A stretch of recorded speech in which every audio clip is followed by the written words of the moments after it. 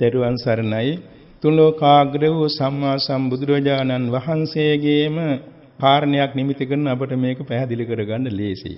බුදුරජාණන් වහන්සේ 45 වෙනි වසරේ විශාලා මහනුවර බේලුවගම කියන ගම්මාන ඇසුරු කරගත් විහාරස්ථානයක වස් සිටියේ.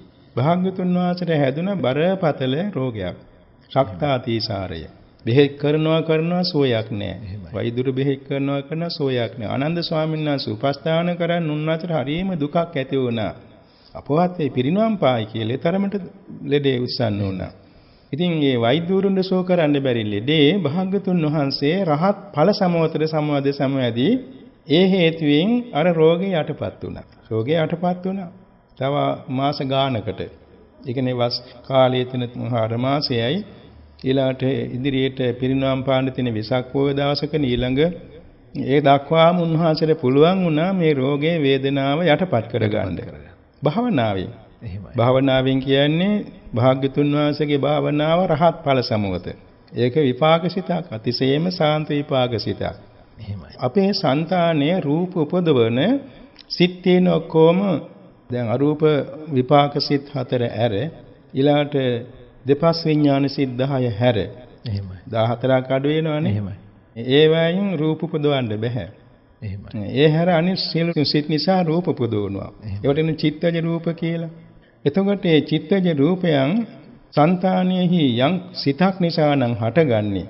ඒ සිතේ බලගතුකම නිසා සමහර රෝගාබාධ යටපත් වෙනවා. කාශ්‍යප මහ රහතන් වහන්සේ දැඩිසේ ගිලන් වූ වෙලාවේ සරුවඥන් වහන්සේ වැඩම කළා බොජ්ජංග දේශනා කළා. එහෙමයි ස්වාමීනි. එතකොට කාශ්‍යප රහතන් වහන්සේ බොජ්ජංග වැඩූ කෙනෙක්. නමුත් ඒ වෙලාවට ඒකට ගැළපෙන විදිහට මනසේ දෝ නිසා වහාම සුවය ලැබුවා. මුගලන් මහ රහතන් වහන්සේත් එහෙමයි. බුදුරජාණන් වහන්සේත් එහෙම වුණා. මේක නිසා ඒ ඈත කාලේ පවා මේ මහෝත්තමයන් වහන්සේලා මේ සිත පුරුදු කිරීමෙන් සිතේ ශක්තිය යෙදවීමෙන් රෝග සමනය කරගෙන තියෙනවා. අද කාලෙත් ඒක අනුගමනය කරන්න පුළුවන්. මොකද කාරණේ සමහර රෝගාබාධ තියෙනවා. දැන් කර්ම විපාකද රෝග පවා යටපත් කරගන්න. එහෙමයි. දැන් බුදුරජාණන් වහන්සේ ඇති වුණේ කර්ම විපාකද රෝගයක්. ඒකත් යටපත් වුණා. අහෝසි කිරීමනේ යටපත් වීමක්. එහෙමයි. එතකොට මේ වාගේ දැන් අප වර්තමාන කාලයේ මිනිස්යන්ට නොයෙක් රෝගාබාධ තියෙනවා. ඒ රෝගාබාධ අතුරින් සමහර රෝගාබාධ මේ සිත පුරුදු කිරීමෙන්ම සුවපත් කරගන්න ලැබෙනවා. එහෙමයි ස්වාමී. නිදසුණක් වශයෙන් මගේ අත්දැකීමක් මම කියන්නේ සතුටුයි කාටත් ඒක ප්‍රයෝජන වෙයි. එහෙමයි. 93 වසරේ මට හැදුන ඩයබටිස් රෝගී.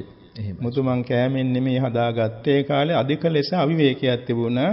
මගේ ගුරු ස්වාමින් වහන්සේ නිතර වයෝවෘද්ධ නිසා ගිලන් නිසා ඒ සියලුම වැඩ කටයුතු ඒ ස්වාමින් වහන්සේ තේන ලියුම් කියවන්න ඒවට උත්තර ලියන්න ඒ වගේම දවල් කාලේ ශිෂ්‍යයන්ට උගන්වන්න හැම දෙයකටම කාලය මට ඕන.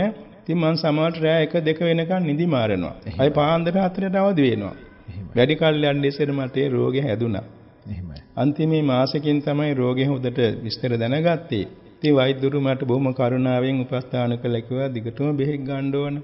ඉතින් මං හිතින් හිතාගත්තා මට මේ බෙහෙත් ගන්න අතර මගේ ආධ්‍යාත්මික ශක්තියකින් මට මේක සුව කරගන්න ඕනේ. එහෙමයි. කියලා මං හිත ධෛර්යමත් කරගත්තා. ඉතින් උපදේශ ලැබුණා උදේ දවල් ආහාර ගත්තන් පස්සේ ඇඳට පුටුවට යන්න එපා කියලා මං ඒක තේරුම් ගත්තා. මම උදේ ආහාර ගන්න උදේ 6ට නම් එහෙමයි. ඊළඟට මගේ මූලික වැඩ ටික කරගෙන මං ඉදලක් අරගෙන හිමින් බුදු ගුණ කියා සත්‍යක්‍රියා කරමින් අමදිනවා දාඩිය දාන්න. එහෙමයි. දවල්ට දානෙන් පස්සේ පයක්ම හිමින් සක්මන් කරමින් මම බුදු ගුණ වඩමින් සත්‍යක්‍රියා කළා. සත්‍යක්‍රියා කරන්නේ බුදු ගුණ බලයේ පිහිටවලා මම මේ රෝගේ සුව කරගන්න ඕනේ කියන අදිෂ්ඨානය. එහෙමයි.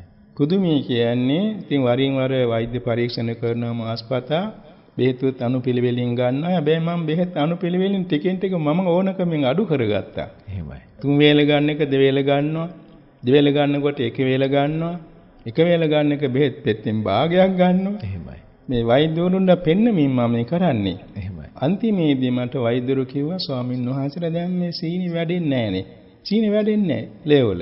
එයින් පස්සේ අද වෙනකන් ඒ වෙනුවෙන් බෙහෙත් ගත්තේ නැහැ. මං ඉතින් ඒක පාලනය කරගන්න ක්‍රමේ හැදෑරුවා. තේරුම් ගත්තා. තේරුම් අරගෙන ඒක හැදෙන්නේ නැති වෙන්න මම පාවිච්චි කරනවා. අද වෙනකන් ඒ රෝගේ උස්සන්න වෙන දෙන්නේ නැහැ.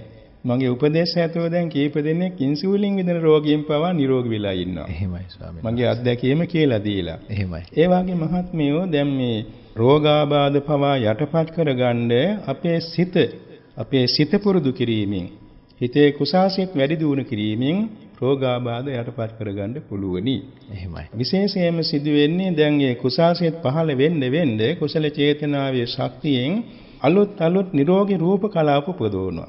අලුත් රූප කලාප උපදවනකොට අර ඇති වෙලා තියෙන රෝගකාරක රූප කලාප නිරුද්ධ වෙනවා.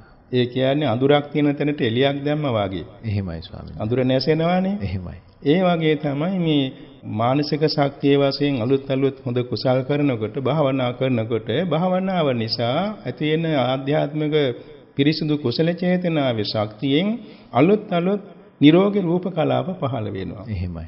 දැන් නිදසුණක් වශයෙන් අපි බොහෝ සෙයින් ධර්ම දේශනාවලත් කියනවා අපි හිතමු බුදු ගුණ වඩනවා කියලා. එහෙමයි. බුදු ගුණ වඩන්න හිත පිරිසිදු වෙනවා. එහෙමයි. හිත පිරිසිදු වීම නිසා හෘද වස්තුව ලේ ධාතුව පිරිසිදු වෙනවා. ඒලා ලේ ධාතුව ශරීරයේ පැතිරී යාමෙන් ශරීරයේ හැමතැනම නිරෝගී රූප කලාප පහළ වෙනවා. එහෙමයි. ඒ හේතු කොටගෙන නිරෝගීකම මුල් කරගෙන ආයුෂ වැඩි වෙනවා.